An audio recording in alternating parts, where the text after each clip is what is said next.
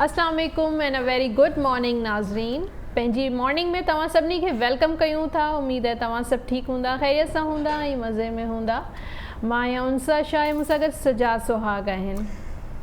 वॾी महिरबानी। Very good morning उनसा। तव्हां ठीकु आहियो? बिल्कुलु ठीकु ठाक। तव्हां ठीकु आहियो? अल्हम्दुलिल्लाह अल्हम्दुलिल्लाह। ऐं मुंहिंजो सलाम क़बूल पवे सभिनी ॾिसण वारनि खे, सभिनी गरबातियुनि खे जेके असांखे जिथे जिथे बि ॾिसनि था। सुबुह सुबुह जो असांजी इहा सोच हूंदी आहे त अलाह साईं अॼु ॾींहुं सुठो कजांइ। सो अलाह कंदो अॼु ॾींहुं सुठो हूंदो तव्हांजे लाइ, असांजे लाइ, सभिनी जे लाइ। ऐं छाकाणि त असां ॿियनि जे लाइ आसानियूं पैदा कंदासीं त यकीनन मोटी ज़रूरु मिलंदियूं। हो जेको मिसाल ॾींदा आहिनि त नेकी कर दरिया में उछल, त उहो सच पुछो त उहा जेका नेकी आहे उहा दरिया में उन वक़्तु असांखे ॿेड़ी वांगुरु कमु ईंदी आहे जॾहिं असांजी ज़िंदगी में लाहा चढ़ा ईंदा आहिनि। त उहा ई नेकी असांखे ॿेड़ी थी ईंदी आहे ऐं असांजा ॿेड़ा पार थी वेंदा आहिनि, असां तरी पार थी वेंदा आहियूं। सो इन करे नेकियुनि जो सिलसिलो जारी रखिजे। ऐं अगरि नेकियुनि जे बदिले में का सुठी शइ न बि मिले थी त ख़ैरु आहे, तुसी तोड़ निभाओ ओंदी ओ ॼाणे। सो तव्हां तोड़ निभायो, अॻे खे छॾे ॾियो त हू हुनजी नियत में छा आहे। पर ख़ुशियूं हुजनि, सुठी सोच हुजे, मस्बत सोच हुजे, ॿियनि जे लाइ सुठो सोचींदासीं त असांजे लाइ सुठो थींदो। बिल्कुलु। ऐं अगरि कंहिंसां तव्हां सुठो नथा करे सघो, घटि में घटि हुनखे तकलीफ़ न ॾियणु घुरिजे। हा बिल्कुलु ईअं, बिल्कुलु तव्हांजी ॻाल्हि सां 100% असां सहमत आहियूं। तव्हां ज़िंदगी में रोज़मर्रा का न का नई शइ सिखंदा हूंदव, या तव्हां किथां न किथां सिखंदा आहियो या तव्हां सेखारींदा आहियो? बिल्कुलु, सिखण जो सिलसिलो जेको आहे सॼी ज़िंदगी हलंदो रहंदो आहे। माण्हू कंहिं न कंहिं ॿारनि सां बि सिखे थो, वॾनि सां बि सिखे थो। सिलसिलो जेको आहे उहो जारी रहणु घुरिजे। ऐं असांखे कॾहिं बि इहा ॻाल्हि सोचणु न घुरिजे की असां के इलाही एक्सपीरियंस थी विया आहियूं ऐं कुझु सिखण जी ज़रूरत ई न आहे। मां हिते ईंदी आहियां तॾहिं बि सिखण जो मौक़ो टीम सां मिलंदो आहे।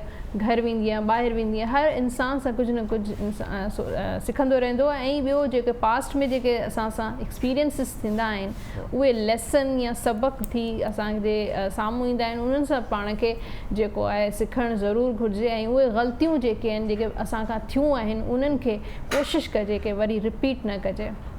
ॾाढी सुठी ॻाल्हि कई तव्हां। अॼु असांजा काई साहब आहिनि, मंज़र हयात साहब, अक्सर उहे कोटेशन्स ॾाढा ज़बरदस्त मोकिलींदा आहिनि। त अॼु उनजो जेको कोटेशन हो इहो ई हो त रिग्रेट न हुजणु खपे। पास्ट ते रिग्रेट न हुजणु खपे, बल्कि उन मां सबक़ ज़रूरु सिखणु खपे, हासिलु करणु खपे। त असां हमेशह पास्ट खे वठी करे रिग्रेट हूंदा आहिनि ज़िंदगी में। थी विया जस्ट अॻियां वधणु खपे। पुराणियूं ॻाल्हियूं सोची ऐं उनखे स्ट्रेस वठी ऐं परेशान थियण जो को फ़ाइदो न आहे, बल्कि ज़िंदगी अॻियां वधाइणु घुरिजे। ऐं जेके पुराणियूं ग़लतियूं थियूं आहिनि, मिस्टेक्स थियूं आहिनि, उन्हनि खे बसि रिपीट न करणु घुरिजे। सही ॻाल्हि आहे, तमामु सुठो।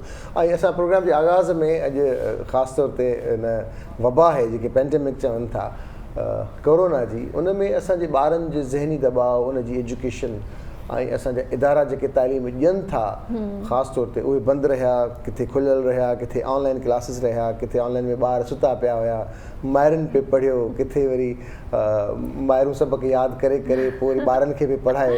सो उन हवाले सां अॼु ट्रेनिंग कीअं हुजे, असांजी टीचर जी ॿारनि सां वर्ताव कीअं हुजे, असांजी जेका मॉन्टेसरी एजुकेशन आहे उहा केतिरी इंपॉर्टेंट आहे, उन जो छा असरु आहे, पर उन सां गॾोगॾु जेके इदारा ॿारनि खे तालीम ॾियनि था उहे केतिरा अपडेटेड हुजणु खपनि। उन लाइ असां वटि असांजी भेण जेका पाण ट्रेनर रही आहे, सेखारींदी आहे, सेशन्स वठंदी आहे एजुकेशन जे हवाले सां, त असांजी तालीमी मयार कीअं बहितर कजे, कहिड़े बि इदारे में, इदारनि सां कीअं लह विचड़ में ईंदी आहे। असां पुछंदासीं ॿारनि जी कैफ़ियत, ज़हनी कैफ़ियत ऐं उस्ताद जो वर्ताव ॿारनि सां छा हुजणु खपे। अदी शर्मीन पीरज़ादो असां सां गॾु मौजूदु। अदी बिस्मिल्लाह, भली कार चऊं था। अस्सलाम वालेकुम, गुड मॉर्निंग, कीअं आहियो? ठीकु आहियो? जी ठीकु, अल्हम्दुलिल्लाह। सभिनि मां पहिरियां त तव्हांजी वॾी महिरबानी, तव्हां मूंखे घुरायो हिन प्रोग्राम में। तव्हांजी महिरबानी, सुबुह सुबुह जो तव्हां असांजे प्रोग्राम में आया। अच्छा, न सुबुह सुबुह सां त असल में एज़ अ टीचर तव्हांजो हिकिड़ो रूटीन सेट हूंदो आहे, तव्हां हिन जा यूज़ टू हूंदा आहियो, त सुबुह सुबुह सां तव्हां उथो ऐं तव्हांजो रूटीन हुजे। त अपॉर्चुनिटी आहे ॾियण लाइ तव्हांजी वॾी महिरबानी जो तव्हां मूंखे घुरायो, प्लेटफॉर्म ॾिनो त असां पंहिंजो सोच अॻिते वधाए सघूं। अॼुकल्ह जो उस्ताद केतिरो अपडेटेड आहे ॿार जी परवरिश ऐं उनजी तालीम जे लाइ जेको स्कूल में थिए थी? अच्छा, इन जे हवाले सां मां ईअं चवंदमि त अपडेट तव्हांखे टाइम टू टाइम थियणो पवंदो आहे। तव्हां ईअं नथा चई सघो त को बि इंसान टोटली अपडेटेड आहे। नई जनरेशन जो जेको ॿारु आहे अॼुकल्ह जो ॿारु पैदा थिए थो ऐं उनजे हथ में स्मार्टफोन आहे। हा सही था चओ। टेक्नोलॉजिकली उहो जहिड़ो एडवांस आहे अॼुकल्ह जो ॿारु, असां एडल्ट्स ओॾा एडवांस न आहियूं। सही। त एज़ अ टीचर अगरि तव्हांखे उन ॿार जे लेवल ते अचिणो आहे, उन सां उन जे लेवल खे मीट करिणो आहे, उन सां हिकिड़ो बॉन्ड क्रिएट करिणो आहे, त तव्हांखे पंहिंजे पाण खे continuous development, continuous professional development या कंटिन्यूअस लर्निंग रखणु घुरिजे। मां अक्सर ॾिठो आहे माण्हुनि खे हिकु लेवल ते अचे ऐं इहो चवंदा आहिनि त बसि कमु हले थो पियो, हरू भरू बि माना कोर्सिस छो कयूं, फलाणो छो कयूं, त तव्हांखे टाइम अपडेट त करिणो पवंदो आहे। ऐं अॼुकल्ह जो उस्ताद पंहिंजे पाण खे जेतिरो घणो अपडेट कंदो ओतिरो घणो उहो ॿारनि सां कनेक्ट करे सघे थो। सही। अॼु शर्मिन उस्ताद त आहे, पर अॼुकल्ह जेके ॿार उस्ताद थी विया आहिनि, हो वारा उस्ताद आहिनि, वॾो उस्ताद आहे, उहे सेखारीनि था वॾनि खे, पेरेंट्स खे, टीचर्स खे। अगरि टीचर्स न आहिनि त ॿार जी स्कूल में जॾहिं ॿारु अचे थो त उन सां वर्ताव छा हुजणु खपे टीचर जो? स्पेशली तव्हां जेका ट्रेनिंग ॾियो था, कीअं एसेस कंदा उन ॿार जी नेचर कीअं आहे? सभिनि मां पहिरीं ॻाल्हि त इहा आहे त जेका मां बिलीव कंदी आहियां त तव्हां कंहिं इंसान खे लेबल नथा करे सघो। अलाह सां ईअं हर इंसान खे इंडिविजुअल ठातो आहे। तव्हां ॾिसो न कंहिंजूं फिंगर प्रिंट्स ई मैच नथियूं कनि, भेण भाइरनि जूं ई फिंगर प्रिंट्स मैच न कंदियूं आहिनि, त तव्हां उन में कंपैरिज़न नथा करे सघो। ऐं प्रॉब्लम ईंदी तॾहिं आहे जॾहिं तव्हां कंटिन्यूअस कंपैरिज़न कंदा आहियो, डाउट कंदा आहियो, ठीकु आहे, ऐं मुस्तक़िल कॉम्पिटिशन हुजे या जजमेंट हुजे, त उन में पोइ ॿारु जेको आहे न पंहिंजो असल साम्हूं न आणे सघंदो आहे। तव्हांखे ॿार ते ट्रस्ट करणु खपे। हर ॿार जी पंहिंजी जेको आहे सो हिकिड़ी इंडिविजुअलिटी आहे, उनजी पंहिंजी पर्सनैलिटी हूंदी आहे। हावर्ड गार्डनर जी थ्योरी आहे मल्टीपल इंटेलिजेंस जी, ऐं उन में उन 8 इंटेलिजेंसिस ॿुधायूं आहिनि। उन जे हिसाब सां 8 क़िस्मनि जा इंटेलिजेंस आहिनि। इंटेलिजेंट सिर्फ़ु उहो न आहे जेको लिखी पढ़ी पेपर ॾे ए ग्रेड खणे, उहो इंटेलिजेंट आहे न। को म्यूज़िकली इंटेलिजेंट आहे, को विजुअल इंटेलिजेंट आहे, को ऑडिटरी इंटेलिजेंट आहे, को आर्टिस्ट थिए थो, को आर्टिस्टिक आहे, क्रिटिक थिए थो। हा, त तव्हांखे ॿारनि खे उन हिसाब सां एक्सेप्ट करणु खपे, ऐं उन हिसाब सां टीचर खे पंहिंजा लेसन प्लान्स ऐं क्लासरूम एनवायरनमेंट उन हिसाब सां हलाइणु खपे त जे ॿारु माना पंहिंजो 100% ॾेई सघे। बिल्कुलु। कोविड जे करे एजुकेशन सिस्टम ख़ासि करे जेको आहे उहो इलाही मुतासिर थियो, इफेक्ट थियो आहे, त तव्हां उनखे कीअं था ॾिसो हाणे अॻियां हली? छा उहा रिकवरी थींदी ॿारनि जी? अच्छा, ऑनलाइन एजुकेशन जे हवाले सां मां हिकिड़ी शइ इहा चवंदमि त ऑनलाइन एजुकेशन कोविड खां अॻु में खां खोड़ अॻु में खां हुई। मां जॾहिं IID में आगा खान यूनिवर्सिटीअ में जॉब कंदी हुअमि एज़ अ ट्रांसक्राइबर इन 2005, उन टाइम ते मां डिस्टेंस एजुकेशन जी टर्म ॿुधी हुई। अच्छा। उन टाइम ते ऑनलाइन एजुकेशन 2005 खां दुनिया भर में हले पई। पाकिस्तान में 2020 खां ई आहे। सही। त असां जेको आहे न माना तव्हां इहो ॾिसो त असांखे एक्सेप्ट करण में इन शइ खे, ऐं उन ई शइ जे लाइ असांखे पंहिंजे पाण खे प्रिपेयर करण लाइ टाइम खपे। कोर्सेरा वारी वेबसाइट आहे, उहा काफ़ी पुराणी आहे, उन ते काफ़ी कोर्सेस वग़ैरह थियनि पिया। इहा बिल्कुलु तव्हांजी ॻाल्हि सही आहे। तव्हांखे यादि हूंदो त असां वटि त काफ़ी सालनि खां असां छाकाणि त इंटरनेट हाणे आई आहे, हथ हथ में गैजेट्स हाणे आहिनि, पर तॾहिं अलामा इक़बाल ओपन यूनिवर्सिटी हूंदी जेका TV जे ज़रिए लॉन्ग डिस्टेंस जेको आहे एजुकेशन जी पहुचाइण जी कोशिशि कई वेंदी हुई। रेडियो जे ज़रिए मुख़्तलिफ़ लेक्चर्स ऐं शयूं पढ़ायूं वेंदियूं, ॿुधायूं वेंदियूं, मतिलबु उन हवाले सां। त इहो सिलसिलो त आहे, पर हाणे असां वटि छाकाणि त असां थोरा अपडेटेड थी विया आहियूं, जीअं ॻाल्हि कईसीं त असां उन ते उनखे असां जवाबु ॾेई सघूं था, असां करे सघूं था। बिल्कुलु ईअं आहे। पर काफ़ी जेके आहिनि स्टूडेंट्स या टीचर्स ते इहे फैसिलिटी न आहिनि, पर उन्हनि खे त इलाही इन शइ सां इफेक्ट पवे पियो या न पियो पवे पियो न। जिते इंटरनेट न आहे, ॿारनि वटि लैपटॉप न आहिनि या गैजेट्स या सेलफोन्स न आहिनि। असल में असांखे जेका शइ सम्झण जी ज़रूरत आहे त तालीम सिर्फ़ु स्कूल जे हद ताईं महदूद न आहे। तालीम जो असल जेको मक़सदु आहे उहो शऊर ॾियणु आहे। शऊर सां मुंहिंजी मुराद इहा आहे त तव्हांखे सही ग़लति जो फ़र्क़ु ख़बर हुजे त किथे तव्हांखे कीअं बिहेव करिणो आहे, तव्हांजो एटीट्यूड कीअं हुजे, तव्हांजो बिहेवियर कीअं हुजे, वॾनि नंढनि सां तव्हांखे कीअं वर्ताव रखणु खपे। इहो असल मक़सदु आहे तालीम। बिल्कुलु ईअं आहे, सिर्फ़ु नौकिरी जे लाइ तालीम न आहे, सिर्फ़ु नौकिरी जे लाइ तालीम न आहे, डिग्री सिर्फ़ु तालीम न आहे। त इहो अगरि असां पंहिंजो माइंड सेट क्लियर कयूं त असांखे कंफ्यूजन घणी न थींदी। कॉलर आहिनि असां सां गॾु। जी अस्सलाम वालेकुम, केरु पियो ॻाल्हाए, किथां? वालेकुम अस्सलाम। जी केरु पियो ॻाल्हाए? असांजी आपा नसीम जाम शोरो खां पई ॻाल्हाए। वालेकुम सलाम जेको अंदाज़ आहे पूरी दुनिया में हिकिड़ो ई आहे इहो आवाज़। कीअं आहियो? ठीकु आहियो? ख़ुशि आहियो? बिल्कुलु ठीकु आहे पा, तव्हां ठीकु आहियो? तव्हांखे सुबुह जो सलाम, तव्हांजे महिमान खे सलाम। वालेकुम अस्सलाम। वालेकुम अस्सलाम। जमको पिया, जरको पिया, बहको पिया, चहको पिया। माशाल्लाह, तव्हांजी दुआऊं न पा, सभु तव्हांजी दुआऊं, असांजी कोशिशि आहे। बाक़ी नज़र तव्हांखे प्रोग्राम तव्हांजो ज़बरदस्त पियो हले, अदी जेके ॻाल्हियूं पई करे से ज़बरदस्त पई करे। जी अबा। हाणे हीउ जेको अदी खां मां सवाल बि कंदसि, पर मां पहिरीं ॻाल्हि कंदसि जेको करोना जे करे डिस्टर्बेंस थी आहे ॿारनि में, उन्हनि जे तइलीम में, उहो तमामु घणो लॉस थियो आहे। अच्छा। अॼु खे माना सवाल अॼु खां आहे इहो। जी जी। त इहो जेको लॉस पियो, हाणे उहो लॉस असां कीअं था भरे सघूं उनजो, कीअं असां हुननि जो असां तइलीम जेका आहे असां हुननि खे हाणे हुननि खे प्रोमोट था करे छॾनि, प्रोमोट था करे छॾनि त उहे जॾहिं अॻियो साल पढ़िया ई न आहिनि त प्रोमोट थी अॻिते छा पढ़ंदा? हा सही ॻाल्हि आहे। हिकिड़ो उहो ऐं ॿियो अतीअ चयो त ॿारनि खे जेका पंहिंजो वॾे नंढे जो अदब ऐं तमीज़ सेखारिजे, उहो आहे माइट ते डिपेंड थो करे त माउ पीउ घर में हुनजी तरबियत कीअं था कनि। सही। जॾहिं पीउ मां उन बचे जी तरबियत सुठी कंदा त उनखे शऊर हूंदो, सम्झ हूंदी, नंढे वॾे जी, उस्ताद जी, पराए जी, पंहिंजे जी तमीज़ हूंदी। पर जॾहिं घर जी तरबियत ई न हूंदी त उहो ॿार मां नथी सम्झा त उहो पढ़ी सही सघंदो, न कंहिंजो अदब करे सघंदो, न कंहिं में तमीज़ करे सघंदो। ऐं करोना जे करे असांखे इलाही लॉस पियो आहे। सही। असांजे घर वारनि खे, माइटनि खे, ॿारनि खे, ऐं जेको ही ऑनलाइन क्लास हलनि था, मां सम्झां थी त उहे त फुज़ूल आहिनि। जी। छो त उन्हनि सां न को ॿार सम्झनि था, न को टीचर ई सम्झाए सघनि था। ऐं जेका नेट आहे किथे आहे किथे कान्हे, हलंदे हलंदे नेट जो इशू थी वञे थो, ॿार पढ़ी कोन था सघनि। सही था चओ। इहे नुक़सान छा, इहे नुक़सान जेके आहिनि असांजे ॿारनि खे आहिनि। त अदीअ खां मां इहो सवाल कयो, अदीअ मूंखे जवाबु ॾिए। ज़रूरु आपा। अदी शर्मीन असां सां आहे, उहा जवाबु ॾींदी। जवाबु त आहे अॼु।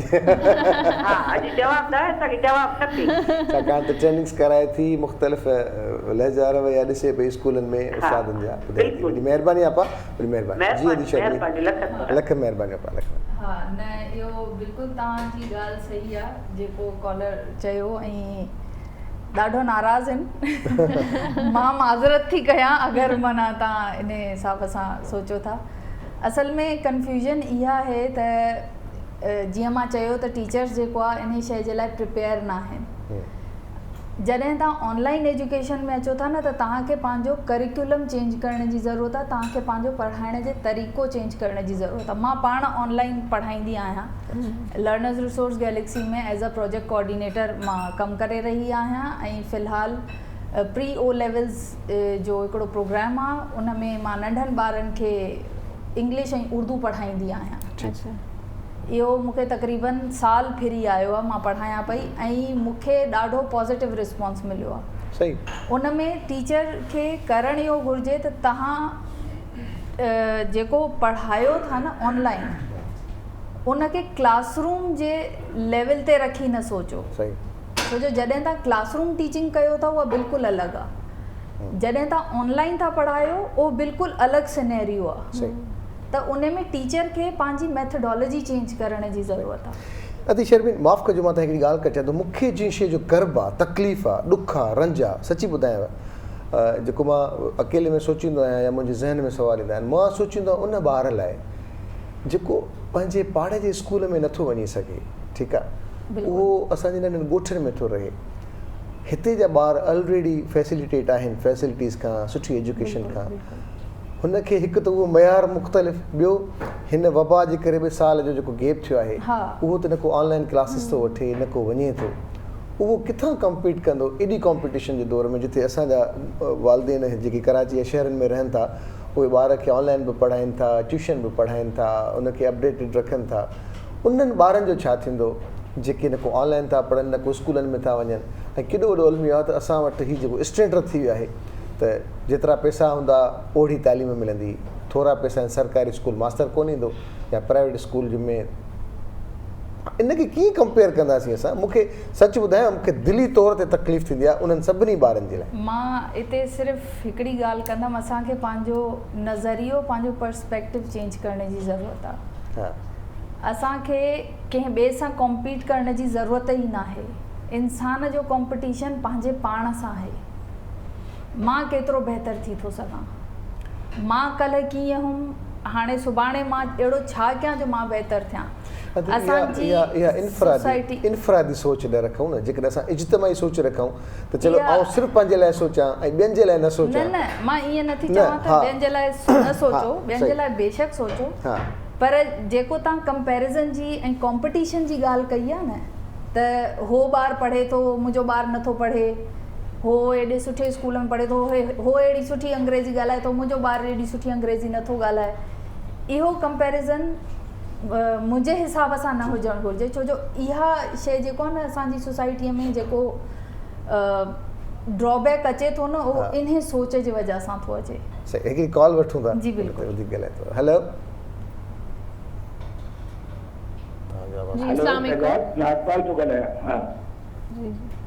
हेलो हेलो जी साईं।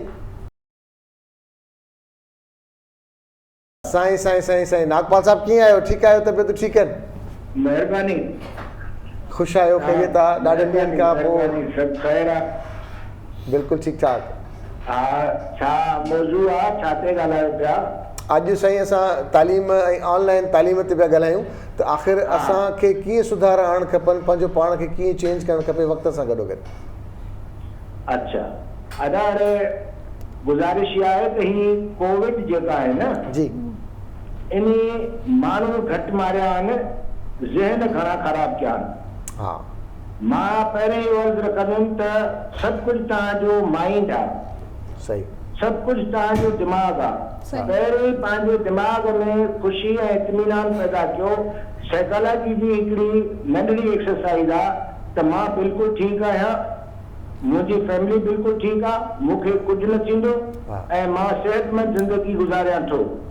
असां सिंधी में चवंदा आहियूं सप न मारे सप जो सराप मारे। तो हीउ जेको भउ आहे न, इन खे पंहिंजे मथे में अचणु न ॾियो। पंहिंजी ज़िंदगी में उहे शयूं कयो जिन में तव्हां ख़ुशी महसूसु कयो था, ऐं सभ खां वधीक ख़ुशी महसूसु आहे सुठो मुतालो ऐं कंहिंजी मदद करणु। त कंस्ट्रक्टिव शयुनि में असां पाण खे आणियूं जेकॾहिं, ऐं पाण खे हमेशह सेहतमंद रखण खां थोरी एक्सरसाइज़, थोरो मराकबो ऐं ज़िंदगी में दिलचस्पी वठूं, जेतिरी बि वठी सघूं था। हाणे ॾिसो, असां फ़ोन ते बि त ॻाल्हायूं था न, तव्हां किथे वेठा आहियो, मां किथे वेठो आहियां जी, त ही राब्ता बरक़रार रखो। इंसानी ज़िंदगी सां राब्तो ख़ुशी आहे। रहियो सुवाल जेको तव्हां चओ था ऑनलाइन, इन में को शक न आहे त असां जहिड़नि मुल्कनि में ऐं ख़ासि करे सिंध जे बैकग्राउंड में ऑनलाइन ॾुखी पढ़ाई आहे। छो, मां पर्सनली यूनिवर्सिटीज़ में पढ़ाईंदो आहियां ऐं मूं ऑनलाइन क्लासिस वरिता कराची में। हाणे लियारी यूनिवर्सिटी में मां पढ़ाईंदो आहियां त उते अक्सर चवनि साईं बिजली हली थी वञे, अच्छा कंहिं वटि नेट न आहे, कंहिंजी कनेक्ट नथी थिए, त इहे एॾा वॾा मसइला आहिनि जंहिंजे करे जेको सिस्टम आहे असां वटि भरपूर तरीक़े सां कामयाब न आहे। हा, बाक़ी उन दौरान असां कोचिंग्स करे सघूं था, जीअं मां पंहिंजे पोटे खे ट्यूशन ते मोकिलींदो आहियां, त अहिड़े तरीक़े सां। पर पंहिंजी हिम्मत ऐं दिलि खे कॾहिं बि मायूस न आहे करणो। ख़ुशी तव्हांजे अंदरि आहे ऐं ख़ुशी तव्हांजी सोच आहे। पंहिंजी ख़ुशीअ खे मुस्बत रखो ऐं मुस्बत शयूं विरायो ऐं हिननि खे मज़बूत कयो पंहिंजे किरदार सां, पंहिंजे सोचनि सां, पंहिंजे वसीलनि सां, त असां हिन दौर मां कामयाब थी ॿाहिरि निकिरी सघूं था। ॿी का ख़ासि ॻाल्हि को मसइलो त वॾी महिरबानी ख़ुशि जो आबाद हुजो, वॾी महिरबानी तव्हां असांखे वक़्तु ॾिनो। पर हिकु ॻाल्हि मां हिन खे कंटिन्यू कयां, गुस्ताखी करण जी कोशिशि कयां त बिल्कुलु ख़ौफ़ त आहे कोरोना जो, पर एहतियात तमामु ज़रूरी आहे। जेतिरा बि असांजा ॾिसंदड़ आहिनि असां ज़रूरु ॿुधाईंदा हलूं त एहतियात जेतिरी क़दुरु थी सघे थो न एहतियात कजे, छाकाणि त असां तव्हांखे ॿुधाईंदा हलूं, असां बि वेहूं था त हीउ मास्क, हीउ सैनिटाइज़र, हीउ असां सां गॾु मौजूदु हूंदा आहिनि। जेका थोरी घणी एक्टिविटी जेतिरो बची सघूं था उहो कजे। ऐं चवंदा आहिनि त हंधि उहो सड़े जिते बाहि लॻी। असां अगरि हिन खे भोॻियो आहे त ख़बर आहे केतिरी तकलीफ़ आहे। त ॿियो वैक्सीन तमामु ज़रूरी आहे। अॼु त ज़बरदस्त धमकी ॾिनी आहे असांजे इंफॉर्मेशन मिनिस्टर त हाणे पघार बि बंदि थी वई उन्हनि सरकारी मुलाज़िमनि जी जेके वैक्सीन न कराईंदा। ऐं हाणे जंहिंजे शनाख़्ती कार्ड ते सिम जेका बि हूंदी उहा असां बंदि करे छॾींदासीं। पंजाब में त घर घर वैक्सीनेशन सिस्टम स्टार्ट करे छॾियो आहे, थी सघे त सिंध में बि इहो सिस्टम शुरू करे छॾी। डंडो ज़रूरी आहे, जेसि ताईं डंडो नथो पवे बसि उहो पाकिस्तानी आवाम जो थोरो अलमियो आहे। अच्छा, ऑनलाइन टीचर ट्रेनिंग जो बि को प्रोग्राम तव्हां स्टार्ट कयो पिया या कयो आहे? असां कराईंदा रहंदा आहियूं। जीअं मां ॻाल्हि कई त लर्नर्स रिसोर्स गैलेक्सी सां गॾु मां कमु कयां थी। असां स्कूल्स खे कंसल्टेंसी ॾींदा आहियूं, उन्हनि जी टीचर्स खे ट्रेनिंग बि कराईंदा आहियूं, ऑनलाइन बि कराईंदा आहियूं, फेस टू फेस बि कराईंदा आहियूं। ऐं प्लस असां पेरेंटिंग ते बि सेशन्स कंदा आहियूं। ऑनलाइन जो मतिलबु मुंहिंजो चवण जो इहो हो कि जीअं ऑनलाइन सिस्टम हींअर हले पियो त तव्हां चयो कि टीचर्स खे बि ज़रूरत आहे पंहिंजी मेथोडोलॉजी चेंज करण जी। त उनजी का तव्हां स्टार्ट कयो आहे उनजो प्रोग्राम?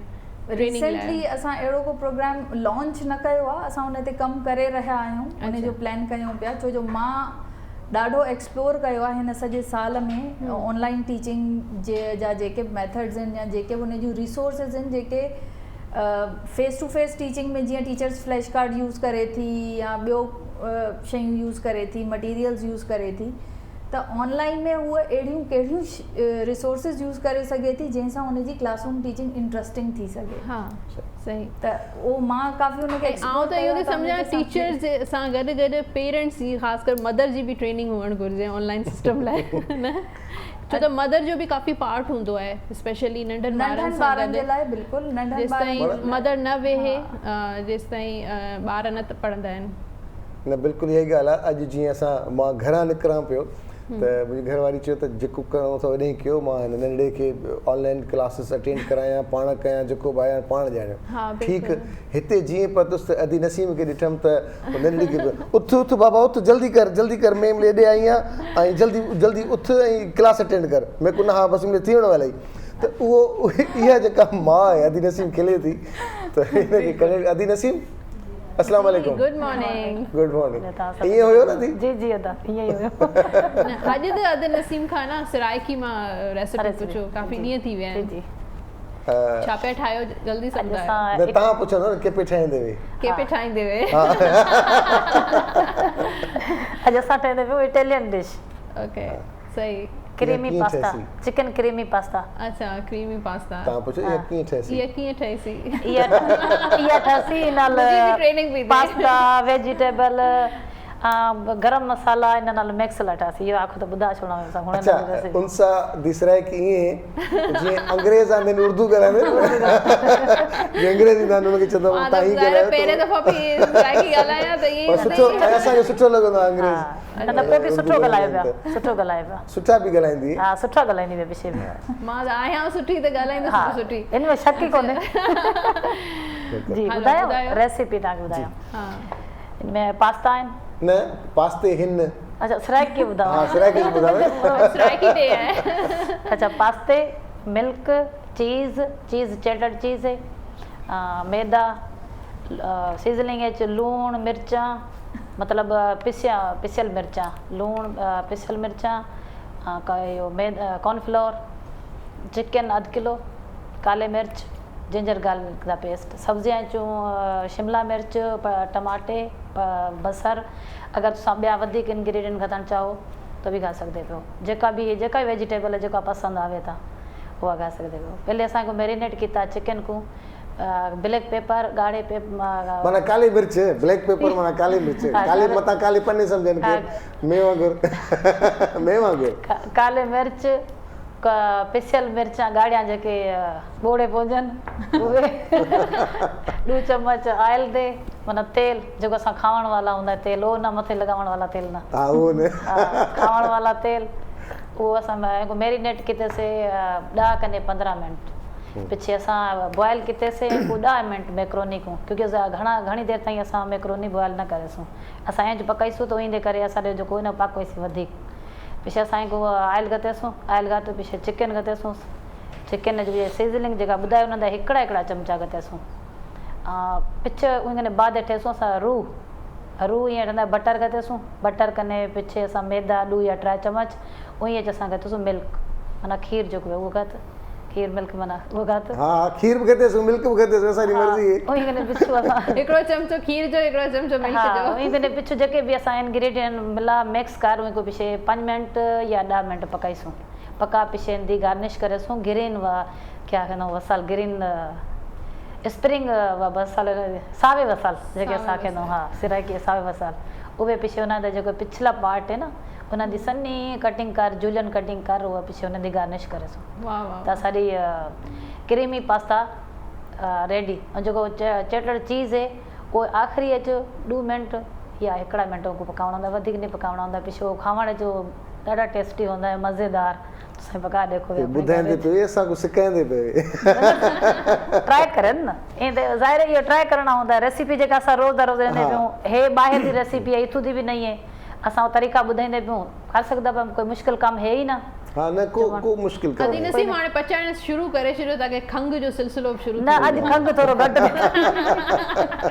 अॼु खंग थोरी घटि न अॼु मां मूंखे लॻे थो दरवाज़ो मां ॾिसी छॾियो आहे अगरि अहिड़ी ॻाल्हि थी त मां ॿाहिरि हली वेंदुसि ऐं असांजा जेके घर भाती या नाज़रीन आहिनि उहे सम्झी वञनि त सॼा जी तबियत सही न निकिरी ले ऐं तव्हांखे ॿुधाइण जी ज़रूरत न पवंदी न कैरी ऑन तोसां अपना कमु करो ऐं ॾाढी सुठी ॻाल्हि की थी असांजी अदी नसीम त हे जेको मैरिनेट आखेंदसीं त माना इहो मिक्स करे रखेंदसीं असां अपने चिकन वाले गोश्त को इहो मिक्स करे रखेंदसीं त हुन असां अॻिते में ख़बर रखे मेरे को खबर ना थी मैरिनेट की को आखेंदे काफी अर्सा पहले मां मने तो सही ना ना आवे तो वापस मने हकीकत मनण कने सिखदाई हां तो जना मने सी के जेतरो मानो सवाल कंदो ओतर जेतरी पंजी गलती मिस्टेक मनींदो न ओतरो सिखिंदो अच्छा ये ना तो गलत अच्छा मैंने सुबह जो अगर कहीं खंग शुरू थी वने जो इलाज छा है टोटको बुधायो उन जो इलाज यो आ ता बई ये आंगरियो न पंजे कन्नन ते रखी छडियो बई थोड़ी देर जला 2 मिनट या 3 मिनट या ना ना उनमें यो खंगण वारो रखे सामू वारो रखे ना ना खंगण वारो रखे सामू वारो ने किए रखंदो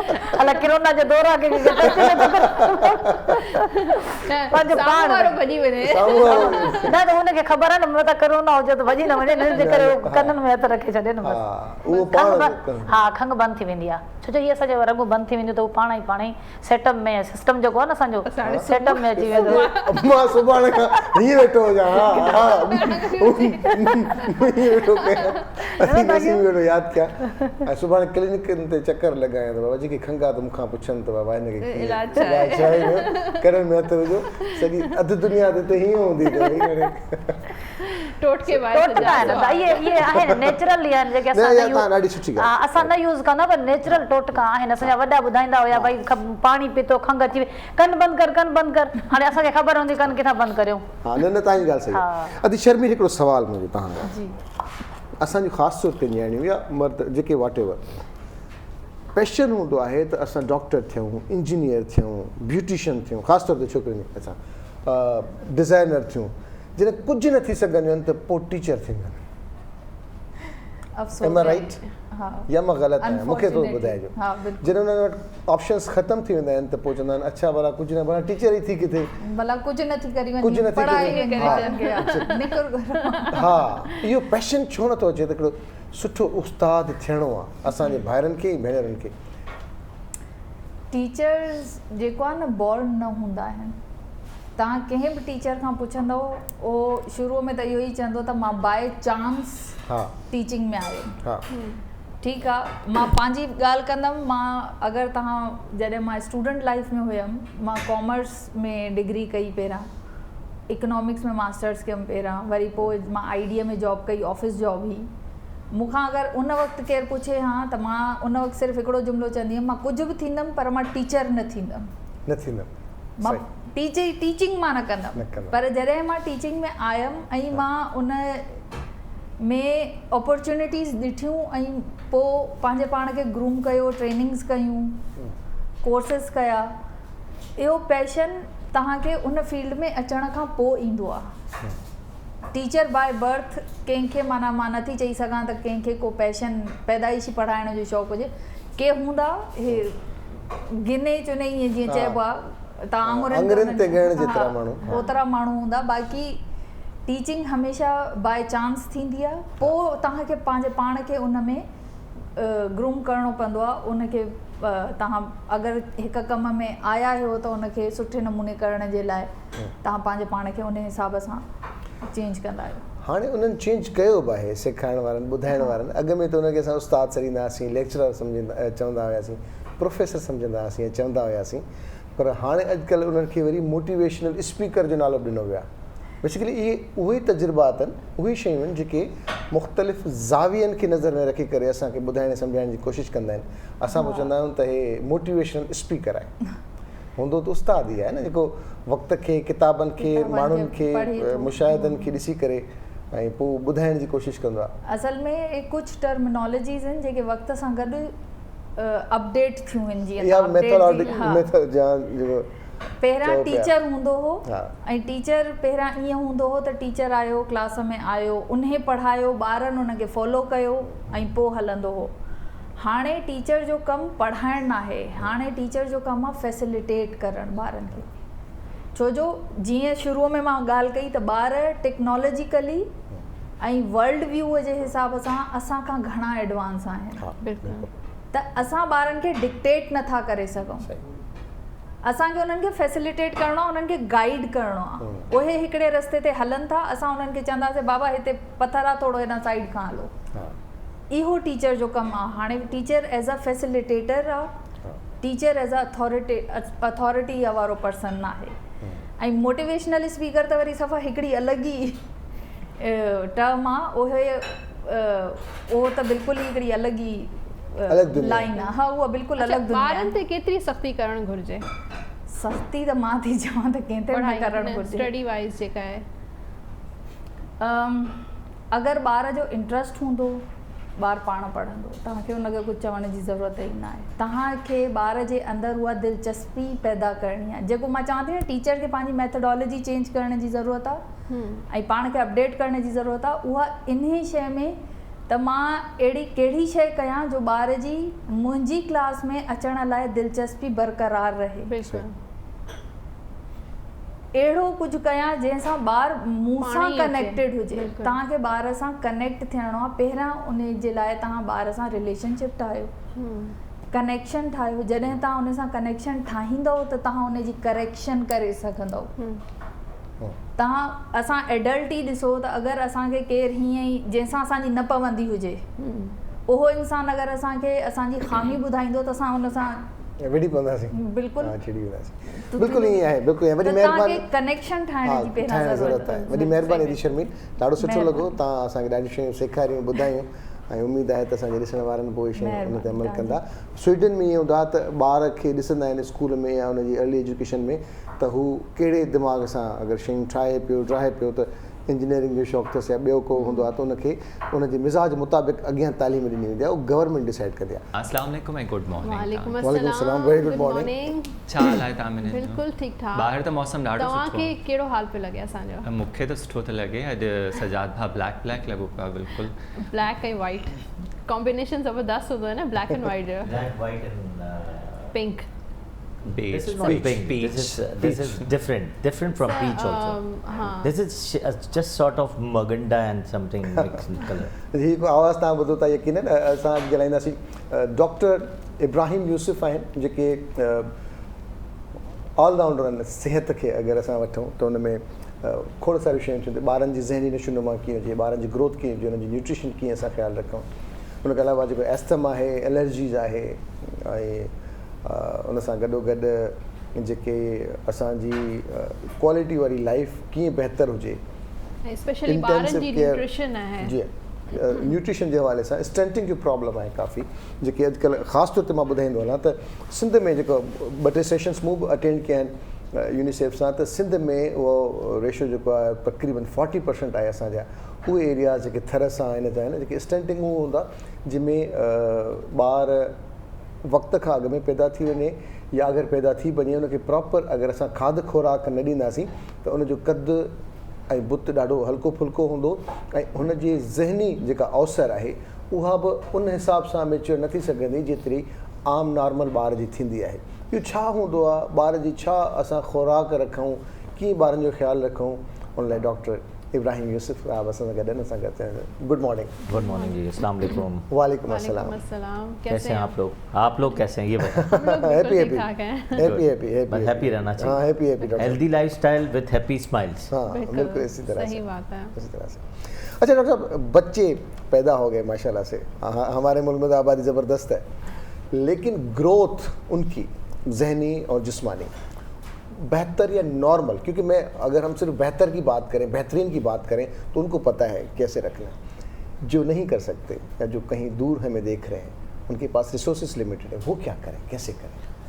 देखिए सबसे इम्पॉर्टेंट बात ये होती है कि एक न्यूट्रिशन का प्रोटोकॉल है, वो स्टार्ट होता है गायनी की पेशेंट से, जो जच्चा बच्चा कहते हैं ना, जच्चा बच्चा, जच्चा मीन्स जो गायनी की पेशेंट होती हैं, जब वो स्टार्ट करती हैं पहले दिन ऑफ डिलीवरी से, पहले दिन प्रेगनेंसी के, वहाँ से स्टार्ट होता है 1000 डेज़ ऑफ लाइफ, 1000 दिन माँ, बच्चा और अगला यूट्रस को प्रिपेयर और उसको न्यूट्रिशन देने की, वो न्यूट्रिशन से सारे डेवलपमेंट हो रही होती है। अब आप देखेंगे अगर माँ की न्यूट्रिशन बहुत अच्छी है, जो माँ प्रेग्नेंट है, जब वो बच्चा डिलीवर कराएगी तो उसको क्या क्या कॉम्प्लिकेशंस नहीं होंगी। आपने सुना होगा, देखा होगा कि इन 20 जो 2 डिकेड्स गुजरे हैं उसमें निक्यूज़ जो है, नाइश्यूज़ जो हैं, जो छोटे बच्चों के जो डिपार्टमेंट्स हैं वो ज़्यादा डेवलप हुए, ग्रो हुए। अगर आप और मज़ीद पीछे चले जाएं तो ये डिपार्टमेंट्स नहीं होते थे, छोटी सी एक बस कॉट में बच्चे को डाला और बच्चा एक हेल्दी पैदा होता था। आजकल आप बच्चे देखें कि ऑल ओवर आप वर्ल्ड ले लें, ये WHO की तरफ से सारी जो गाइडलाइंस हैं यूनिसेफ की, अगर आप वो देखें तो उसकी जो गाइडलाइंस में आता है कि बच्चे ज़्यादातर 2.8, 2.5, 2.6 के पैदा हो रहे हैं। क्यों? एक तो न्यूट्रिशन माँ की बिल्टअप नहीं है, बच्चे की बिल्टअप तो बहुत बाद की बात है, आप उसको बिल्टअप करते हैं 2 साल पे जाके। यहाँ पहले बच्चे को जब आप डेवलप कर रहे होते हैं वहाँ डेवलपमेंट शुरू करनी है, वहाँ वो ध्यान नहीं रखते हैं, वहाँ वो गायनाकोलॉजिस्ट हैं या LHVs हैं, जो दाईज हैं, वो उन चीज़ों को ध्यान नहीं रखती हैं, उन चीज़ों को न्यूट्रिशन को पोर्टफोलियो नहीं देती। नो डाउट आपने थर की बात की, या जो दही इलाके हैं बहुत सारे, वहाँ पे हमने बहुत सारे काम किए हैं। आई एम ऑल्सो यूनिसेफ की तरफ से IMNCI का मैं मास्टर ट्रेनर हूँ ऑल ओवर सिंध, तो हम वहाँ पे भी जाके देखते हैं। तो लेकिन वहाँ पे सबसे बड़ी किल्लत न्यूट्रिशन की है, एजुकेशन की है, और education makes U grow healthy and unwise. वहाँ पे सबसे बड़ा मसला ये है कि they do not understand the language, यानी मतलब कि लैंग्वेज बैरियर्स। साथ में जो है बहुत सारे प्रॉब्लम ये हैं कि आपकी चीज़ें हम इनको वहाँ तक पहुँचा नहीं सकते, हमारी चीज़ें रसाई नहीं पहुँच सकती। कई दफ़ा हमें भी प्रॉब्लम्स होते हैं जाने में, आने में, रोड्स हैं जाने में, तो हम बहुत सारे, कुछ लोग अवॉइड करते हैं वहाँ पे जाने से कि यार हम उनको ट्रेनिंग्स भी जाके कैसे दें। हम उनको नो डाउट इधर बुलाते हैं, हम इनको ट्रेन करते हैं, लेकिन वहाँ जाके वही पोर्टफोलियो पे वो काम कर रहे होते हैं जिससे वो हेल्थ डेवलप नहीं कर सकते। फिर आपने कहा stunt and growth, stunt and growth start ही हो जाती है 6 महीने के बच्चे की, जब माँ अपना बच्चा दूध जो है प्रॉपर तरीके से फीड नहीं करा सकती। अब फीड ना कराने की बहुत सारी वजूहत हैं। पहली वजूहत तो ये है कि वही वाली बात, रेशो ऑफ बच्चे ही इतने हैं, 5 बच्चे, 6 बच्चे, 7 बच्चे, यानी कोई यानी डेवलपमेंट ऑफ पॉपुलेशन लिमिटेशंस ही नहीं है, तो आपकी वहाँ से आप कहाँ ग्रोथ को फैक्टर लाएंगे। अब वहाँ पे डेथ रेशो सबसे ज़्यादा है, वहाँ पे न्यूनेटल मदर मैटरनल डेथ सबसे ज़्यादा, इन्फेक्शन रेशो उनका ज़्यादा, उनके पास कोई रिसर्चेशन नहीं है, उनके पास न्यूनेटल की कोई सर्विसेज नहीं है। फिर वही गायनी की डिलीवरीज होती हैं, अगर डिलीवरी में कोई प्रॉब्लम्स आ जाएँ, कॉम्प्लिकेशंस आ जाएँ, तो कोई इनकी मैनेजमेंट नहीं है, तो कई दफ़ा तो आप वहाँ पे फंस जाते हैं। तो वहाँ पर डेवलपमेंट आप कैसे करेंगे? वहीं आपकी स्टंट एंड ग्रोथ शुरू हो जाती है। अगर एक बच्चा पैदा ही कमज़ोर हुआ है, या एक माँ की डेवलपमेंट ही कम है, या उनके टेस्ट नहीं हुए, हीमोग्लोबिन कम है, ब्लीडिंग के इश्यूज़ ज़्यादा हो गए हैं, विटामिन डी कम है, थायराइड के इश्यूज सबसे ज़्यादा है, आपको पता है औरतों में सबसे ज़्यादा होते हैं। वहाँ तो ये चीज़ें डायग्नोस ही नहीं होती कि थायराइड होता क्या चीज़ है। वहाँ पे तो वो करते करते करते करते एंड में पता चलता है कुछ 10-15 साल बाद कहीं कराची में आके कोई किसी ने डायग्नोस कर दिया कि यार इसको तो ये प्रॉब्लम था, इसके इसलिए सारे बच्चे जो है इस तरह पैदा हो रहे हैं, या उसकी हेल्थ इसलिए ख़राब हो रही है। तो हमारी तो बहुत सारी सर्विसेज जो हैं रिस्ट्रिक्ट हो जाती हैं आगे जाने में। बहुत सारी ऐसी डिजीजेस भी हैं जो जेनेटिकली बच्चों में भी आ जाती हैं। ऑफ कोर्स वो आती हैं, कॉन्सेजियस मैरिज जो कज़न मैरिज होते हैं उसमें आ जाती हैं, प्लस साथ में वो भी वही बड़ी बात के डायग्नोसिस ही नहीं होती कि डायग्नोस हम कैसे करें।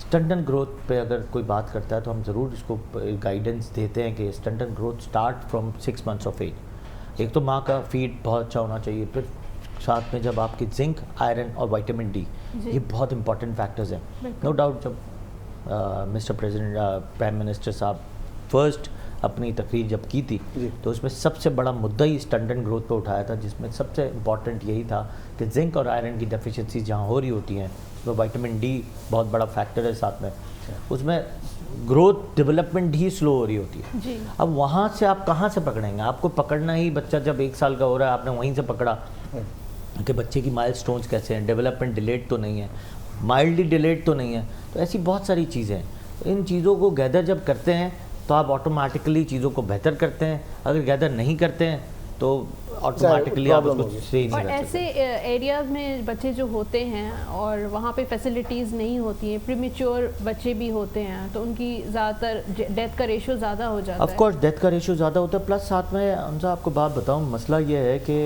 वहाँ पे जो डॉक्टर्स बैठे हैं वो अताई डॉक्टर सबसे ज़्यादा बैठे हैं, चेक एंड बैलेंस तो है नहीं।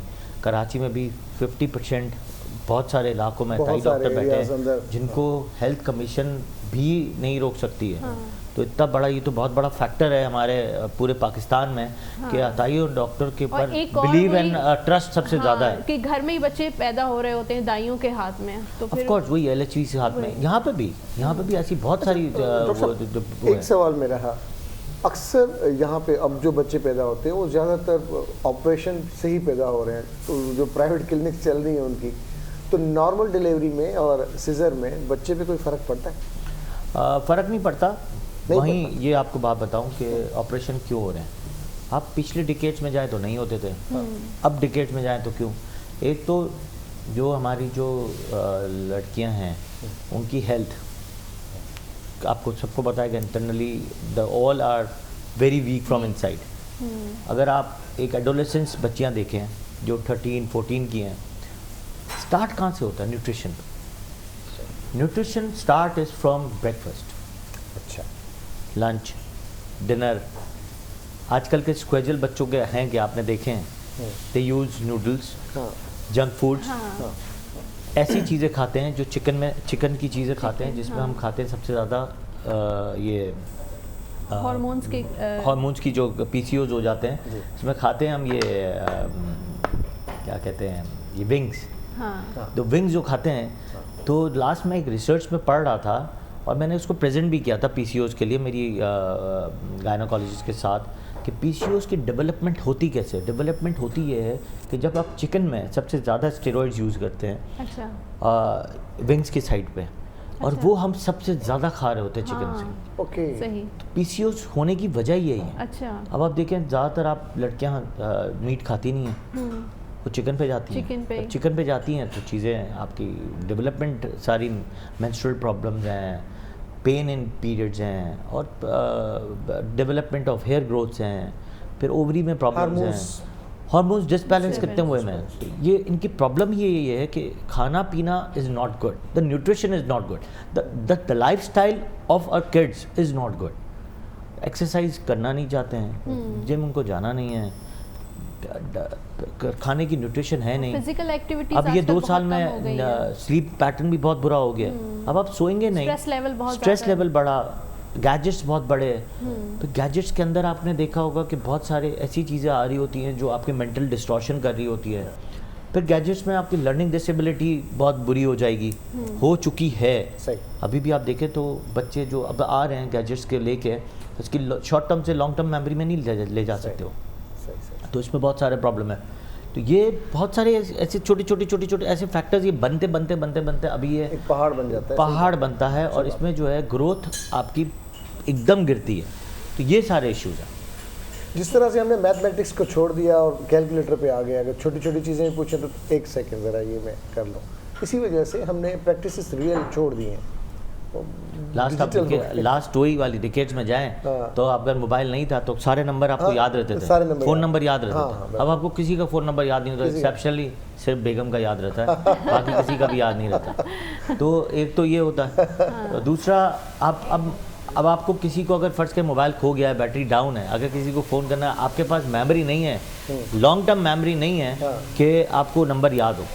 तो एक बहुत बड़ा डिफेक्ट है, फॉल्ट है गैजेट्स का, जो शॉर्ट टर्म से लॉन्ग टर्म में नहीं आता है उसमें। अगर आप इसका एग्जांपल लेते हैं कि अगर आप खुद भी गैजेट से कोई चीज़ पढ़ना शुरू करें, उसको बंद करें और उसको रिमाइंडर्स करें, फिर दोबारा वही चीज़ दोबारा खोले तो आपको लगे यार मैं अच्छा नया पढ़ रहा हूँ।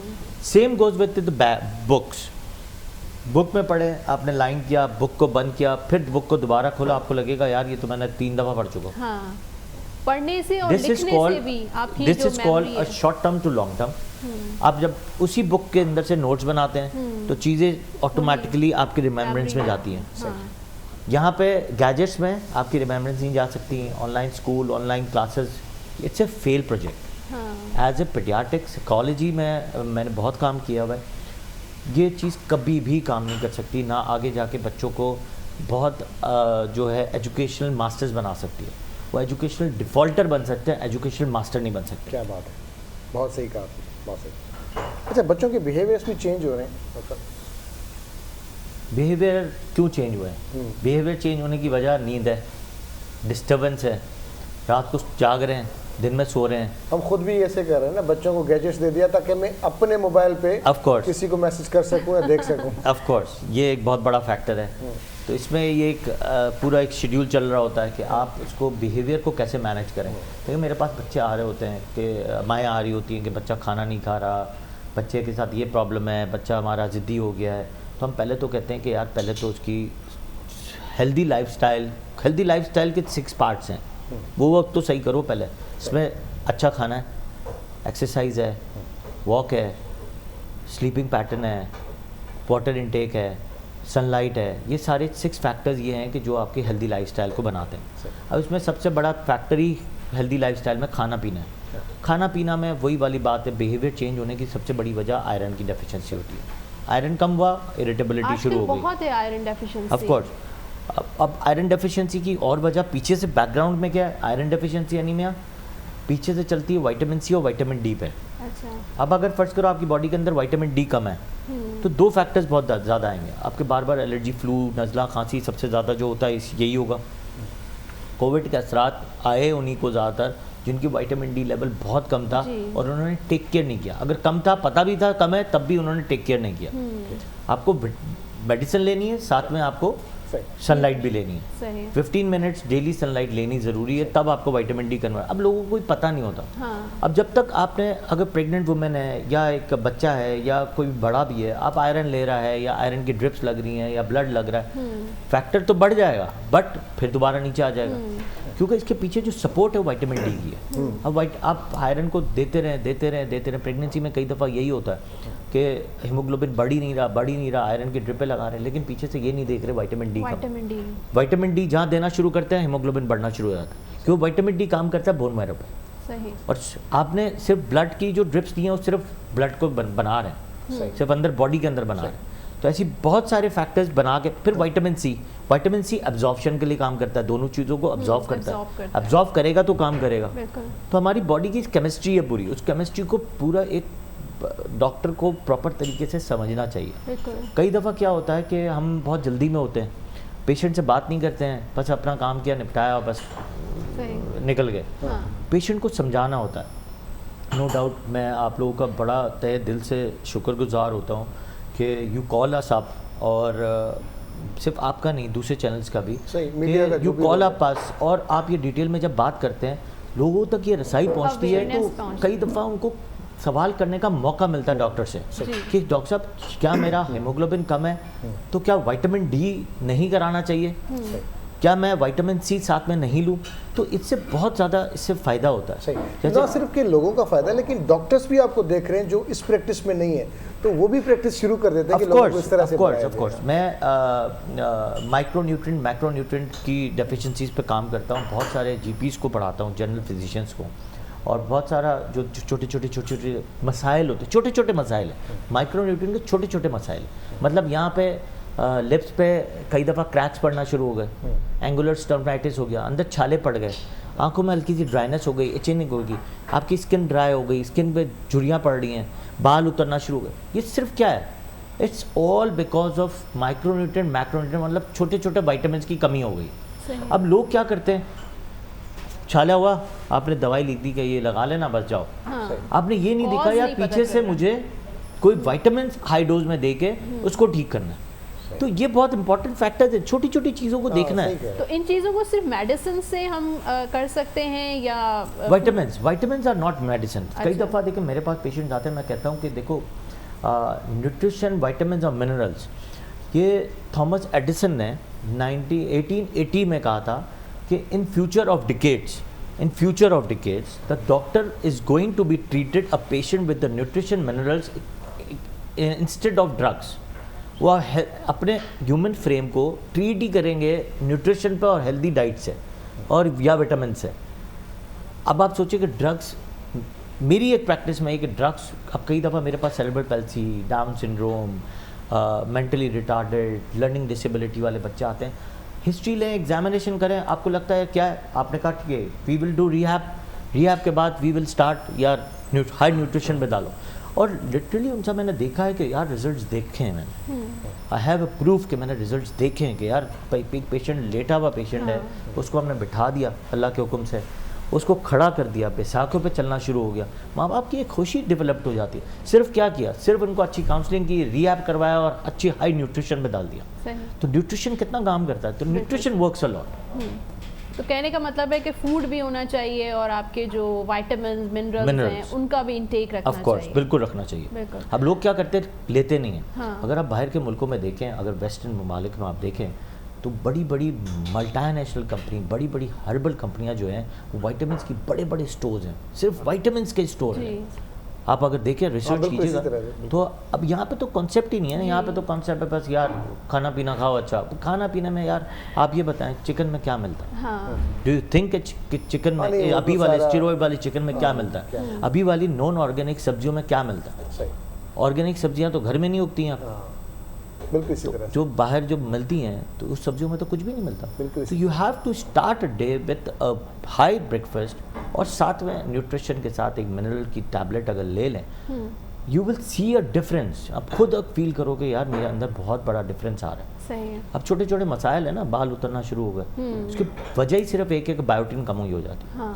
अब बायोटिन जहाँ कम हो जाएगा ऑटोमेटिकली आपके बाल उतरना शुरू हो जाएंगे। जहाँ आपके vitamin A, vitamin E, vitamin C कम होना शुरू होगा, विटामिन ई कम होगा, आपके नेल्स ख़राब हो जाएंगे, आपके नेल्स अजीब से होना शुरू हो जाएंगे, क्यूटिप्स आना शुरू हो जाएंगे, स्किन अजीब सी होना शुरू हो जाएंगी।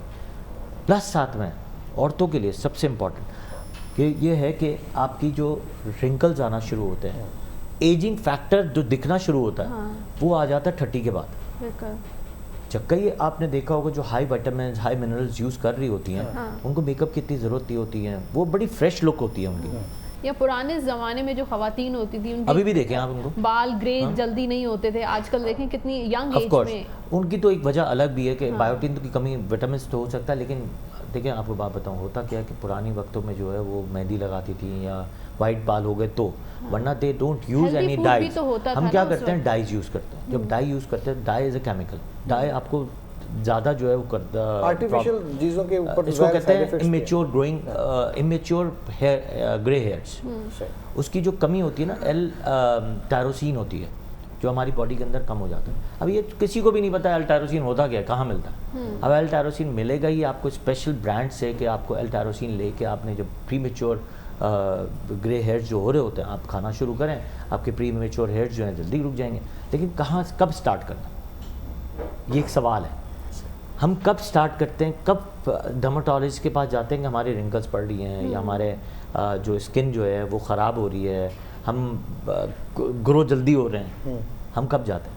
V start at 40। हाँ, ये फिक्र कब स्टार्ट करनी है? हम डॉक्टर के पास भी तभी जाते हैं जब आप बिल्कुल मर ज़्यादा रहे हो। तकलीफ होती है। हाँ। जब ज़्यादा तकलीफ होती है। एक एग्जांपल देता हूँ मैं आपको। एक छोटा सा दाना होता है कहीं भी, आप उसी वक्त उस दाने को ट्रीट करना शुरू करें, वो ठीक हो जाएगा 2 दिन में। जब वो बड़ा हो जाता है, पक जाता है, फिर आप वेट करते हैं, फिर इसके बाद जो है, जब इसके बाद जो है जब जाते हैं तो फिर आप लंबे में जाते हैं। तो जो छोटी चीज़ में अगर आप चले जाते हैं, इसी तरह विटामिन्स की बात है। When U start your healthy lifestyle with every protocol जो मैंने बताया, एट द एज ऑफ 20, 25 या एडोलेसेंस एज में आपकी एजिंग बहुत देर से होगी। सही। और एजिंग इज इट स्ट्रेस। आप एज पे जा रहे होते हैं, इससे स्ट्रेस ख़वातीन के लिए, किसी के लिए भी, आदमी के लिए भी। आप अगर आजकल तो जो मेल है वो भी काफ़ी Of course, कॉन्शियस है। आप एजिंग पे जाएंगे तो ऑटोमेटिकली आप परेशान होना शुरू हो जाते हैं। तो ये आपको हेल्दी लाइफस्टाइल ही आपको बेहतर करता है, और हेल्दी लाइफस्टाइल के 6 प्रोटोकॉल्स बार बार लोगों के दिमाग में। अच्छा, थोड़ा सा टॉपिक से करंट सिचुएशन में आ जाते हैं। एक है कोविड, खौफ, सारी चीज़ें। जिनको कोविड हो चुका, उनके बाद में उनकी क्या एहतियात हैं, क्या साइड इफ़ेक्ट्स हैं? कुछ अभी क्योंकि नया नया है तो कुछ इस पर तो अभी रिसर्च हो रही है, लेकिन आप तक क्या रिसर्च पहुंची है कि जब कोविड होना और होने के बाद फिर क्या क्या एहतियाती तदाबीर हैं? अच्छा, ये तो खुशखबरी है कि कोविड अब ख़त्म हो रहा है। खत्म, अल्हम्दुलिल्लाह। वैसे वैक्सीन जितनी होती रहेंगी, वैक्सीन की वजह से शायद, ऑफ कोर्स वैक्सीन जितनी होती रहेंगी इतना कोविड बचेगा। मिथ एंड मिसपरसेप्शंस, मिसलीडिंग परसेप्शंस कि वैक्सीन नुकसान पहुंचाता है। वैक्सीन कभी नुकसान नहीं पहुंचाता, वैक्सीन फ़ायदा देगा। अच्छा, घर में भी मेरे कुछ ऐसे लोग हैं जो वो मना कर रहे हैं कि वैक्सीनेशन नहीं होनी चाहिए, 2 साल बाद ये हो जाएगा, वो हो जाएगा।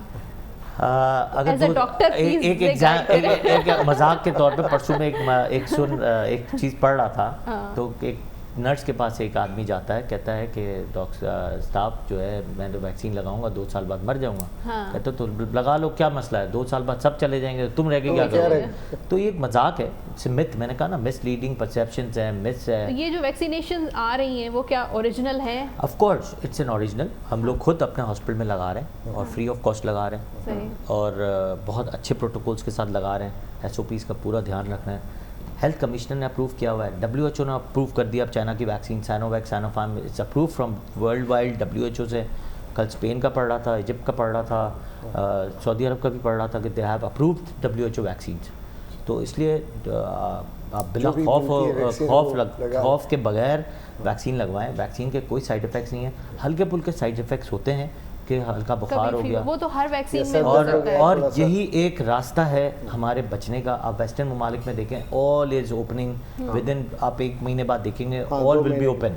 बिल्कुल। और इसी पे ही, वैक्सीन पे ही, और आगे जो बूस्टर्स आएंगे वो भी लगाने पड़ेंगे। जैसे आप इन्फ्लुएंजा का वैक्सीन लगाते हैं, मैं बार बार हर एक को बोलता हूँ, पोलियो हमारे मुल्क में सिर्फ रह गया है, सिर्फ और सिर्फ मिथ और मिसलीडिंग परसेप्शन की वजह से। नॉर्दर्न एरिया में अभी भी पोलियो है, लेकिन बहुत बेहतर हुआ। ठीक करने चिकन पॉक्स और माँ के दूध के अलावा, we as a paediatric consultants do not allowed कि माँ का दूध के अलावा कोई दूध होना चाहिए सर। बट अनफॉर्चुनेटली जो माएँ हैं आजकल की, जिसमें जो मैंने आपको बताया, जो प्रॉब्लम्स के साथ गुजर रही हैं, जिसमें 1000 डेज़ ऑफ लाइफ अच्छे नहीं हैं, जिसमें सारे प्रॉब्लम्स डेवलप्ड होते हैं, बीमारियां हैं, कमज़ोरियां हैं, जो सारी चीज़ें जो हमने डिस्कस की, उस पर हम कहते हैं कि top feed can be a supplement exchange हो सकता है, but still we don't allow it.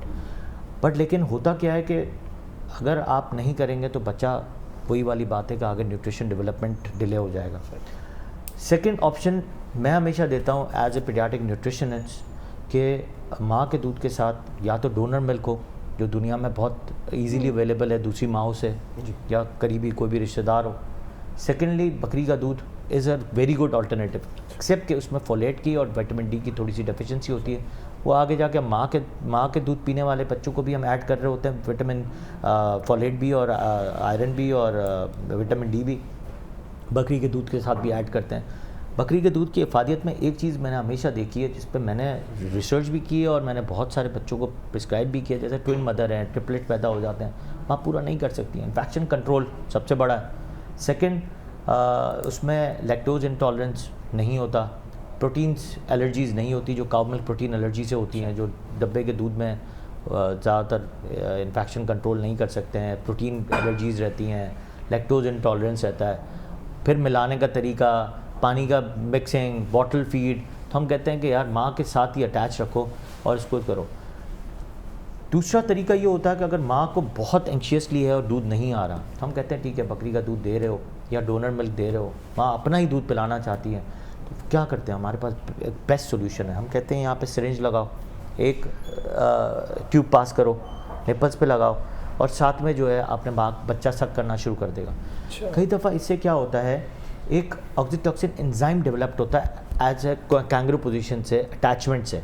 जब वो अटैचमेंट शुरू होती है, ऑटोमेटिकली जब बच्चा सक कर रहा होता है, ऑटोमेटिकली वो फीड आना शुरू हो जाता है। तो कई दफ़ा तो मिथ हैं और ये जो कॉन्सेप्ट्स है ना अल्लाह ताला की तरफ से जो गिफ्ट है वो ऑटोमेटिकली आ जाते हैं। तो सिर्फ एक सोच है, अब आप सोच पे अच्छी सोच रखते हैं तो काफ़ी माएँ जो है एक्सक्यूज़ करती हैं कि वो नहीं आ रहा, एक्सक्यूज़ इसलिए करती हैं। हाँ, तो इसके यही तरीका हमें देखें, सबसे इम्पॉर्टेंट है काउंसलिंग। अगर मैंने काउंसलिंग कर रहा हूँ और बार बार यही कहता हूँ कि आप लोग की वजह से हम लोग जो बात कर रहे होते हैं, दुनिया देख रही होती है, लाखों लोग देख रहे होते हैं, और हम जिन चीज़ों के बारे में बात करना चाहते हैं वो बात पहुँचा देते हैं उन चीज़ों को। कई दफ़ा हमारे तक उनको रसाई नहीं होती, नहीं पहुंच सकते, तो इन चीज़ों की वजह से बहुत सारे लोग हमारी चीज़ें सुन लेते हैं, समझ लेते हैं। कई दफ़ा आप लोग, हम लोग तो बात कर रहे होते हैं, लेकिन आप उसको जो कमेंट करते हैं उसको ज़्यादा अच्छी तरीके से नोट करते हैं कि यार एक डॉक्टर ने कहा है, लेकिन स्टिल एक एंकर्स भी साथ में कह रहे हैं, तो ये एक श्योरिटी बात होगी कि यार ये करना चाहिए। ये सही। अच्छा, अब पोस्ट कोविड पे अगर आ जाएं तो साइड इफ़ेक्ट्स कहाँ तक पहुँचे, कब तक ख्याल रखना चाहिए उस आदमी को या औरत को कि जिसको कोविड हो चुका, किसी को ऐसे सिम्टम्स हैं, किसी को कुछ सीवियर किस्म का है, किसी ने ज़्यादा जस्तजू की जीने की? एसिम्प्टोमेटिक पेशेंट में तो कुछ नहीं होता कि बहुत, मैंने कहा एसिम्प्टोमेटिक तो यही है कि जिसकी मिनरल्स विटामिन अच्छे हैं तो उसको एसिम्प्टोमेटिक होगा, इसको कोई साइड इफ़ेक्ट्स नहीं होंगे। सेकंड आ जाएँ जिसको सिम्टम्स हुआ है, सिर्फ फीवर था, उसको भी कुछ नहीं होना है। जिसको हड्डियों में दर्द शुरू हुआ है वो रहेगा तकरीबन 3 महीने। अच्छा, 3 महीने तक रहेगा। उसमें भी वो हाई न्यूट्रिशन पे डालना होता है, हाई न्यूट्रिशन कैलोरीज पे डाल के आपको ट्रीट करना होता है। नो मेडिसिन्स, मेडिसिन्स कुछ नहीं है। कोविड हैज़ नो मेडिसिन्स, कोई मेडिसिन ईजाद नहीं हुई, सिर्फ और सिर्फ जो ईजाद हुआ है वो है वैक्सीन। जितनी भी मिथ एंड ट्रीटमेंट्स हैं वो सिर्फ और सिर्फ बज़ाहिर हैं, जिसको हम ट्रीट करने की कोशिश करते हैं। लग गया तो ठीक है, नहीं लगा तो patient is gone. Basically Covid करता क्या है कि लंग में घुस जाता है। It's an ARDS, acute respiratory distress syndrome.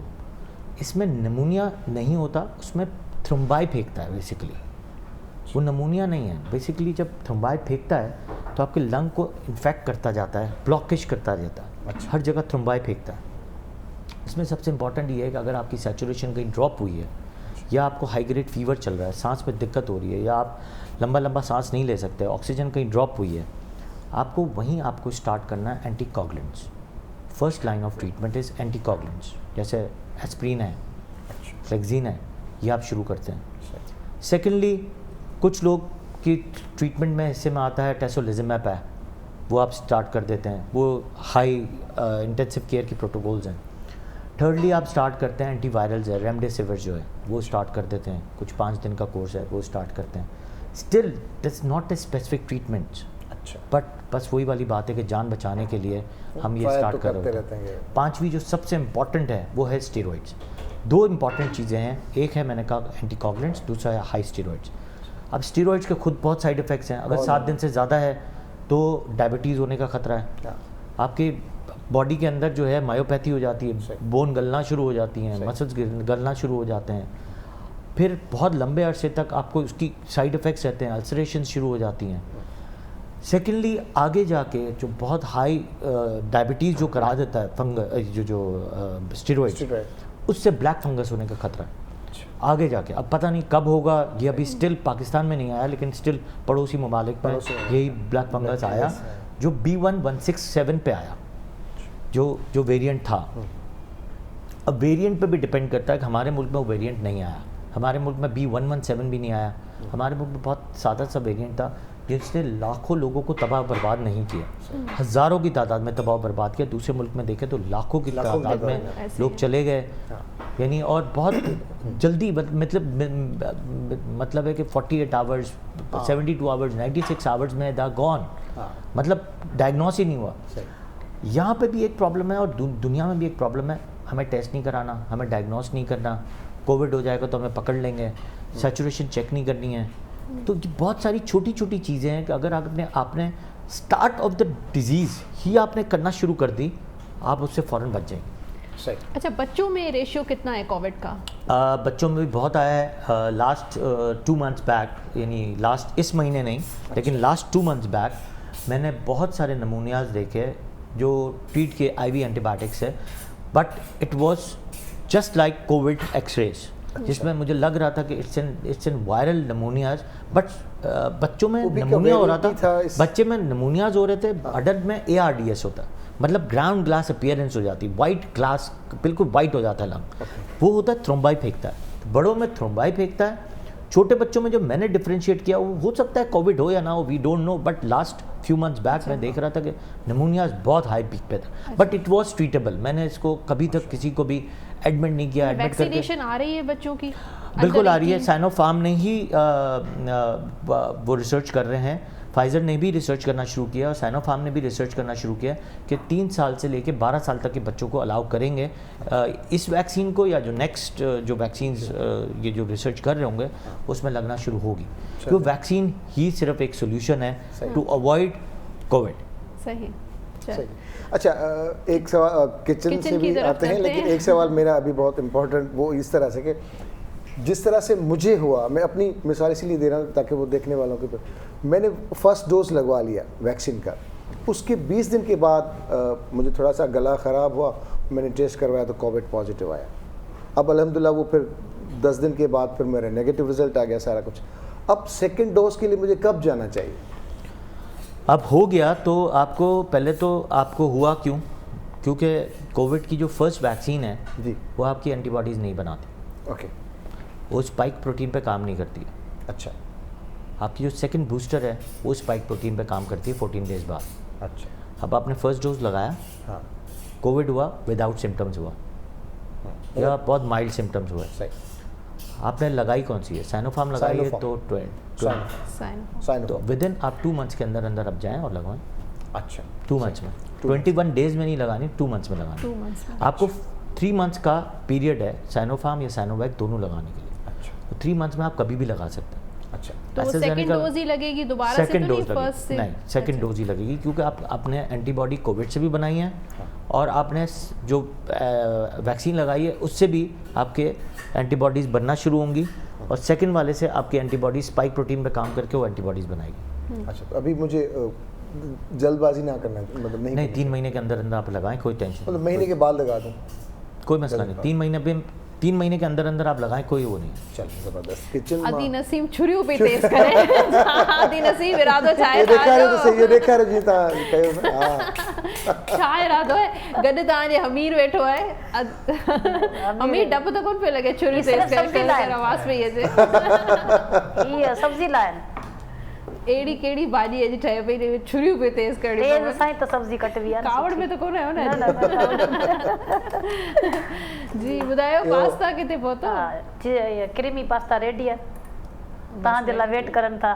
बस असां भी रेडी आहियूं।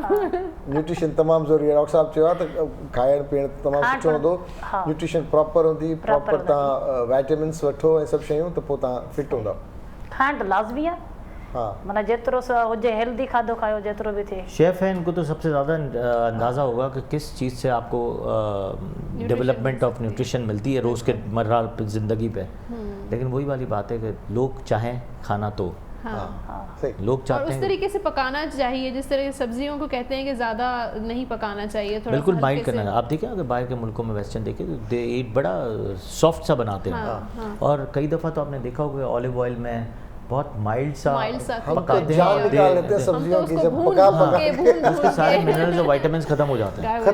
अब अगर आप देखें कि सबसे ज़्यादा अफादियत किस में ABC में, एप्पल, बीटरूट एंड कैरेट, कभी आप उसका जूस पिए महीने भर, आप 1 महीने पिए, आपको ऐसा लगेगा जैसे बस मैं तो बिल्कुल सेट हो गया, उड़ना शुरू कर देंगे।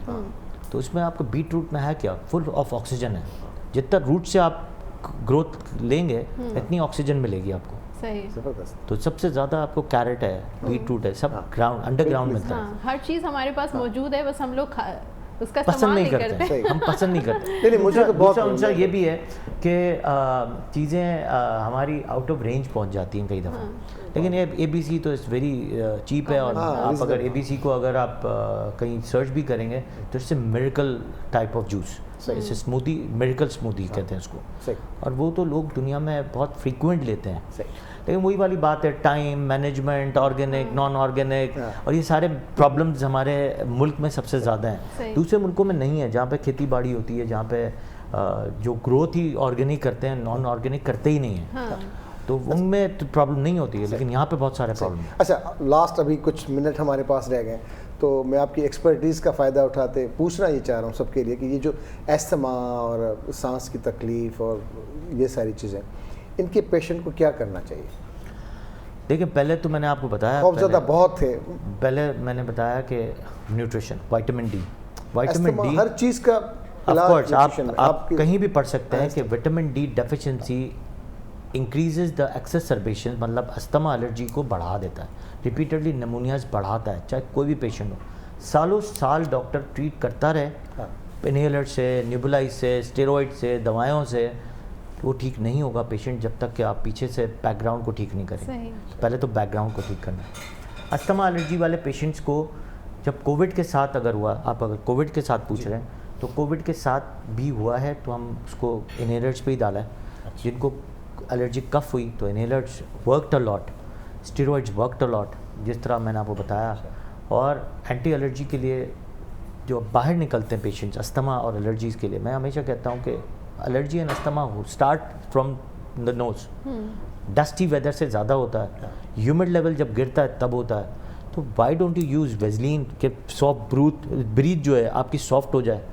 साथ में आपने जो ब्रीथ लेने के साथ साथ आपकी जो स्टीम है उसकी फ्रीक्वेंसी को बढ़ा दें। अच्छा। और साथ में आप अच्छी स्लीप लें। स्लीप साइकिल बहुत अच्छा होना चाहिए। आप स्लीप करते हुए एक सुन्नत तरीका है कि डस्ट, आप पहले अपने बेड को झाड़ें और फिर सोएं।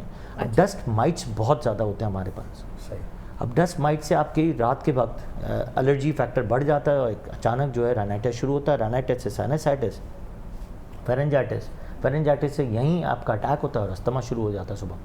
किसी को साइनस हो जाता है, किसी को पोस्ट नेज़ल ड्रिप होती है और किसी को फेरेंजाइटिस हो जाता है, और यहीं से एलर्जी शुरू होती हैं और अस्थमा शुरू हो जाता है। और सबसे ज़्यादा शुरू ही आपने अगर अस्थमा वाले पेशेंट को देखा होगा, उनके सिम्टम्स स्टार्ट ही कब होते हैं? सुबह, अर्ली मॉर्निंग या लेट नाइट, और उसी में ये आपकी सांस फूलती है। उसमें यही होता है, आपकी रात के वक्त ह्यूमिड लेवल गिरा, ह्यूमिडिटी गिरी, ड्राइनेस हुई, डस्ट पार्टिकल्स गया या डस्ट माइट्स गए, आपने अस्थमा शुरू हो गया। तो ये छोटी छोटी चीज़ें हैं, उससे बचें तो चीज़ें ऑटोमेटिकली। बहुत अच्छा लगा डॉक्टर साहब, सच्ची बताऊं मुझे बड़ी खुशी हुई आपसे मिलके, और मैं इंस्पायर हूँ आपकी पूरी स्टडीज़ से और तमाम आपकी बातों से। बहुत अच्छा, thank you very much. Thank you very much, really thank you very much Amir भाई। Thank you so much. Tata bye bye. Tata bye bye. अदी Naseem bye bye. Thank you. तव्हां सां ठहिया इन सां गॾु असांजो जेको प्रोग्राम पंहिंजी पुॼाणी ते पहुतो। सुभाणे इंशाल्लाह वरी मिलंदासीं सेम टाइम ते। अल्लाह निगहबान।